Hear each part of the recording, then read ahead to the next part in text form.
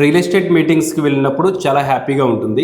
Meeting నుంచి బయటకు వచ్చిన తర్వాత మనకి ప్రాపర్ గైడెన్స్ దొరికింది అనుకుంటాము. ఆఫ్టర్ ఏ 1 డే జస్ట్ 24 అవర్స్ తర్వాత మళ్ళీ డీమోటివ్ అవుతూ ఉంటాము. ఎగ్జాక్ట్గా మీరు ఇలాంటి డైలమాలో కనుక ఉన్నారు అంటే దీన్ని మనం ఎలా ఓవర్కమ్ చేయాలి, సేల్స్ని మనము ప్రాక్టీస్ చేయడానికి కావాల్సిన టూల్స్ ఏంటి అనేది we will discuss in this session. And what let's get into this session. See, look at the screen. Cycle of the motivation in real estate. Meeting కి అటెండ్ అవుతాము, then feel motivated. సో మనకి dopamine హైగా release అవుతుంది. ఆ 40 minutes session కావచ్చు, 3 hours కి సంబంధించిన session కావచ్చు.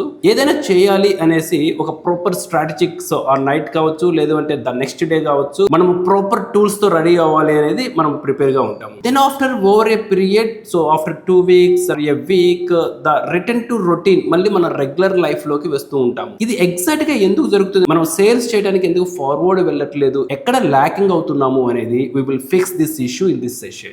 Now look at the screen. From real estate motivation to consistent action, ఏ విధంగా తీసుకోవాలి స్టెప్ బై స్టెప్. ఇనిషియల్ గా మనకి మోటివేషన్ అనేది ఉంటుంది. ఎవరైనా రియల్ ఎస్టేట్ బిజినెస్ చేయాలి అనుకున్నప్పుడు వాళ్ళకి హై డోపమైన్ రిలీజ్ చేస్తారు, బికాస్ వాళ్ళకి ఇప్పటి వరకు హ్యూజ్ మనీ అనేది చూడలేదు, రైట్? రియల్ ఎస్టేట్ బిజినెస్ అనేది ఫస్ట్ ఎవరు స్టార్ట్ చేయాలనుకుంటున్నారు? They want to achieve there goals, not money. Money is secondary. వాళ్ళు ఏ గోల్స్ అయితే అచీవ్ అవ్వాలనుకుంటున్నారో ఆ గోల్స్ అచీవ్ అవడం కోసం రియల్ ఎస్టేట్ కి సంబంధించిన బిజినెస్ అయితే బెస్ట్ ఉంటుంది అని మనం రియల్ ఎస్టేట్ బిజినెస్ చూసుకుంటాం. మనం ఫస్ట్ మీటింగ్స్ అనేది అటెండ్ అవుతాము. మీటింగ్స్ లో అటెండ్ అయినప్పుడు మనకి గోల్స్ అన్ని ఒక పేపర్ లో నోట్ డౌన్ చేయమని చెప్తా ఉంటారు. ఆ పేపర్ ని ప్రతిరోజు చూపిస్తూ ఉంటారు. ఆర్ఎల్స్ మనకి గుర్తు చేసేలాగా ట్రై చేస్తూ ఉంటారు. ఆర్ఎల్స్ వాటి కోసం మనల్ని వర్క్ చేసే విధంగా మోటివేట్ చేస్తూ ఉంటారు. That is the team leaders work. అది వాళ్ళ పార్ట్. ఎందుకు అంటే ఏజెంట్స్ తో వర్క్ చేయించుకోవాలి కాబట్టి. ఈ సినారియోలో ఏమవుతుందంటే మనకి హై డోపమైన్ రిలీజ్ అయ్యి మనకి మోటివేషన్ హై లెవెల్ లో ఉంటుంది, ఖచ్చితంగా నేను వర్క్ చేయాలి అనేది. కాబట్టి ఆ తర్వాత మనము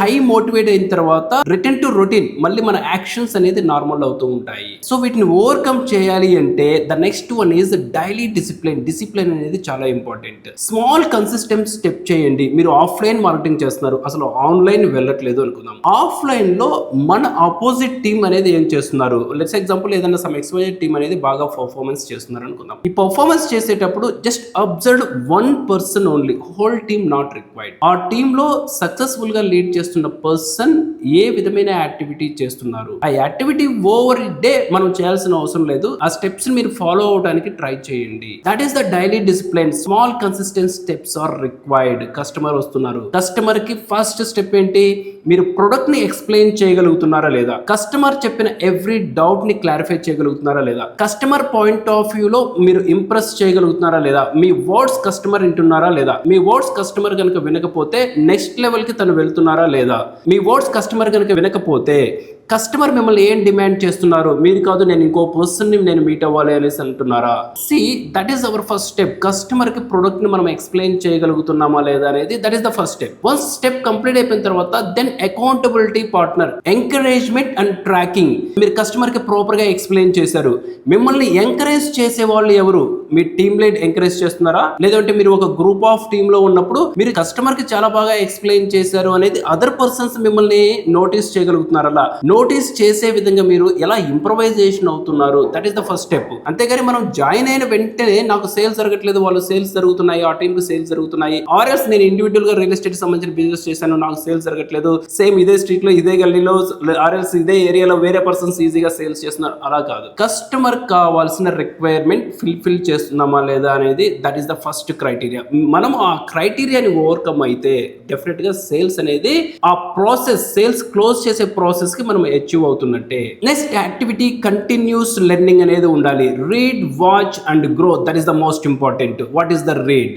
మార్కెట్ ఇన్సైట్స్ ఏంటి, మీరు ఏ వెంచర్ కి వర్క్ చేస్తున్నారు, ఆర్ ఇండివిజువల్ గా మీరు కనుక రియల్ ఎస్టేట్ ఏజెంట్ గా జర్నీ కనుక స్టార్ట్ చేస్తే ఆ లొకాలిటీకి సంబంధించిన గ్రోత్ ఏ విధంగా ఉన్నాయి, ఒక independent house what ever the properties ని మనం కస్టమర్ కి సేల్ చేయాలి అనుకుంటే కస్టమర్ పాయింట్ ఆఫ్ వ్యూ లో రిక్వైర్మెంట్ ఉన్న డాక్యుమెంట్స్ ఏంటి, వాటి డేటా మనకి ఎంత వరకు తెలుసు, ఆ స్టెప్స్ ని ఎలా ఫర్దర్ గా మనం తీసుకు తీసుకొని వెళ్ళాలి. These are all the read. మీరు డాక్యుమెంట్స్ ని రీడ్ చేయండి, సో నాలెడ్జ్ అనేది గెయిన్ చేయండి. ద వాచ్, మార్కెట్ లో ఎవరైతే మీకంటే బెటర్ పర్ఫార్మెన్స్ చేస్తున్నారో వాళ్ళు మీకు ఏం చెప్తున్నారు, వాళ్ళ మీటింగ్స్ లో మీకు ఏం చెప్తున్నారు, వాటిని డీకోడ్ చేయడం స్టార్ట్ చేయండి. కొంతమంది చెప్తుంటారు కస్టమర్స్ కి మనము ఎలా అప్రోచ్ అవ్వాలి అంటే అని స్టార్ట్ చేసేసి ఒక 20 minutes చెప్తా ఉంటారు. ఈ 20 minutes మాకు తెలుసులే అని కాకుండా అతను ఆ విధంగా చెప్పడానికి తను అబ్జర్వ్ చేసిన పాయింట్స్ ఏంటి అనేది మీరు క్లోజ్ గా మానిటర్ చేయండి. You will get some good things, right? The next start the growing. వాటిని మనం ఇంప్లిమెంట్ చేయడం అనేది స్టార్ట్ చేయాలి. That is the continuous learning. Customer ని ఎప్పుడు అబ్జర్వ్ చేస్తూ ఉండాలి. ఎవ్రీ కస్టమర్, మీరు 100 customers ని లీడ్ చేసినా కానీ 101 కస్టమర్ కంప్లీట్లీ న్యూ. సరే నేను 100 చేశాను, 101 కస్టమర్ నేను ఈజీగా హ్యాండిల్ చేయగలుగుతాను అంటే ఫస్ట్ కస్టమర్ ని హ్యాండిల్ చేసేటప్పుడు మీకు హెజిటేషన్ అనేది రావచ్చు, ఎంబ్రాస్ గా ఉండొచ్చు. కానీ 100 customers కి మీకు హెజిటేషన్ ఉండదు, ఎంబ్రాస్మెంట్ అనేది ఉండదు. బట్ కస్టమర్ అడిగే ప్రతి క్వశ్చన్ అనేది మీరు ఫస్ట్ కస్టమర్ ని ఏ విధంగా అయితే డీల్ చేస్తారో ద సేమ్ టాస్క్ అలాగే ఉంటుంది. 100 customers డీల్ చేసినంత మాత్రం 101 customers మనకి ఈజీ అవుతుంది అనేది we never feel like that. The next, add consistently action over emotion, right? ఇప్పుడు మీరు ఏ యాక్టివిటీ అయితే చేస్తున్నారో ఆ యాక్టివిటీకి ప్రాపర్ ఎమోషనల్ డ్రైవ్ అనేది మీరు తీసుకొని వెళ్ళండి. కస్టమర్ మీ దగ్గరికి వచ్చినప్పుడు కస్టమర్ ని ఎమోషనల్ గా మీరుతో ఏ విధంగా ట్రావెల్ చేయగలుగుతారు, that is the next level of the training. ఈ సెషన్స్ అన్ని మనకి ఏ మీటింగ్ సెషన్స్ లో కూడా మనకి ప్రాపర్ గా చెప్పరు. మనల్ని ఎప్పుడైతే మోటివేట్ అవుతామో ఆ మోటివేట్ తర్వాత మనకి ప్రాపర్ ఇన్ఫర్మేషన్ అనేది ఎవరు డిమోటివేట్ అవడానికి ఛాన్సెస్ ఎక్కువగా ఉంటుంది. ఈ స్టెప్స్ ఎవరైతే ఫాలో అవుతారో ఎవ్రీ డే సమ్ గ్రోత్ అనేది మనం చూడొచ్చు. ఎవ్రీ డే మనం ఫార్వర్డ్ వెళ్తున్నాం అనేది మనం నోటీస్ చేసుకోవచ్చు. డే 1 ఎప్పుడు కంపేర్ చేసుకోవద్దు.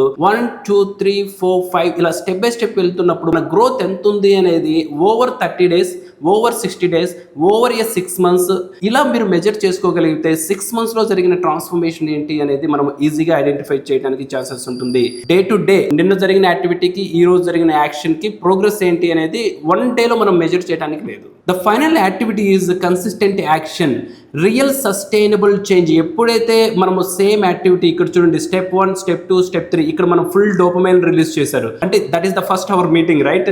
ఈ ఫస్ట్ మీటింగ్ లో మనకి డోపమైన్ ఫుల్ డోపమైన్ గా వచ్చిన తర్వాత మనకి ఈ గైడెన్స్ ఇచ్చే వాళ్ళు ఎవరు ఉండరు. అరే మీరు చూసి నేర్చుకోండి అని చెప్తా ఉంటారు. అరే చూసి నేర్చుకోవడానికి రెడీగానే ఉన్నాము, కానీ గైడెన్స్ ఇవ్వడానికి ఎవరు ఉన్నారు? మీరు ప్రాపర్ గైడెన్స్ కనుక మీరు తీసుకోగలిగితే ఈ స్టెప్ బై స్టెప్ గ్రోత్ లో మీకు సేల్స్ జరగడానికి ఛాన్సెస్ అనేది ఉంటుంది. అయితే ఇదే యాక్టివిటీని మనం డిజిటల్ మార్కెటింగ్ ద్వారా ఎలా ఇంప్లిమెంట్ చేయాలి అనేది ఇప్పుడు చూద్దాము. మీరు డిజిటల్ మార్కెటింగ్ ద్వారా ప్రాక్టీస్ చేసినప్పుడు ఫస్ట్ 2 months ఆఫ్ ట్రైనింగ్ తర్వాత ఆర్ 3 months ఆఫ్ ట్రైనింగ్ తర్వాత మనకి 0 leads అనేది ఉంటుంది. మన టేబుల్ మీద ఏముంటుంది? 0 leads అనేది ఉంటుంది. ఈ 0 leads అనేది ఎందుకు వస్తాయి? ఈ 0 leads నుంచి సక్సెస్ఫుల్ గా మనము లీడ్ ఎక్వైజేషన్ కి ఏ విధంగా ట్రాన్స్ఫర్మేషన్ జరుగుతుంది అనేది ఇప్పుడు స్టెప్ బై స్టెప్ చూద్దాము. కన్సిస్టింగ్ పోస్టింగ్ అనేది చాలా important. 3 posts per week at least అది మినిమం ప్రాక్టీస్. ఓకే, నేను ఒక రోజు కూడా పోస్ట్ చేయను, నేను నేర్చుకున్న తర్వాత నేను నాకు సోషల్ మీడియా తెలుసు, ఫేస్బుక్ తెలుసు, యూట్యూబ్ తెలుసు అనేసి మనం అనుకుంటే కాదు, మనం పోస్టింగ్ చేయగలుగుతున్నామా లేదా? ఫస్ట్ ఒక వీక్ కి 3 posts చేయగలుగుతున్నామా? ఒక పోస్ట్ కి గ్రోత్ అనేది ఏ విధంగా ఉంది, అది మార్కెట్ రీచ్ అవుతుందా లేదా అనేది that is the noticeable thing. Next, target audience. Right target ని మనం ఎలా అప్రోచ్ అవుతున్నాము, రైట్ ఆడియన్స్ ని టార్గెట్ అవుతున్నామా లేదా? రీచ్ ఐడియల్ కస్టమర్స్, మన కస్టమర్స్ ఎవరో వాళ్ళకి రీచ్ అయ్యే విధంగా పోస్టింగ్స్ అనేది క్రియేట్ చేయాలి. మార్కెట్ ని జనరలైజ్ చేసేసి జనరిక్ మనం పోస్ట్ అయితే చేయొద్దు. There is no use for that. Go with the simple advertisement. ఎప్పుడైతే Facebook advertisement, Meta advertisement, Instagram and Facebook and WhatsApp ఎప్పుడైతే నేర్చుకుంటారో హ్యూజ్ గా మీరు అడ్వర్టైజ్మెంట్స్ అనేది ప్లాన్ చేయొద్దు. Go with the simple advertisement. Per day 99 rupees కి మనం advertisement create చేయొచ్చు. Go with the 4 days of the action plan. Action plan లో మనం క్రియేట్ చేసినప్పుడు మనకి రిజల్ట్ వస్తుందా లేదా అనేది చెక్ చేయండి. ప్రాపర్ రిజల్ట్ లేకపోతే